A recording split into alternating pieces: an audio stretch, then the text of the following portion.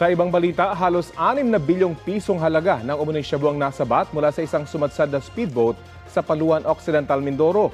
Ayon sa mga otoridad, nakasilid sa 43 sako na may foreign marking ang mga hinihinalang shabu na nasa loob ng nasirang speedboat.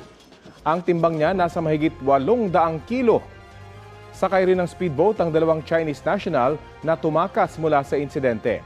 Naaresto sila matapos magsagawa ng follow-up operation ng mga otoridad. Nakatakdang i-turnover sa PNP at PIDEA ang bilyong-bilyong pisong halaga ng hinihinalang shabu. Dadalhin naman ang mga dayuhan sa kustodiya ng PNP para sa investigasyon. Wala silang pahayag. Sa Quezon City naman, mahigit 140 milyon pesos na halaga ng umunoy shabu na itinago sa mga lalagyan ng mayonnaise at ketchup ang nasabat ng mga otoridad. Sa isinagawang buy-bust operation sa Barangay Santo Domingo, arestado ang 2 high-value target na nagbebenta umano ng iligal na droga. Tinatayang aabot sa 21 kilo ng hinihinalang shabu ang nakuha mula sa mga suspect.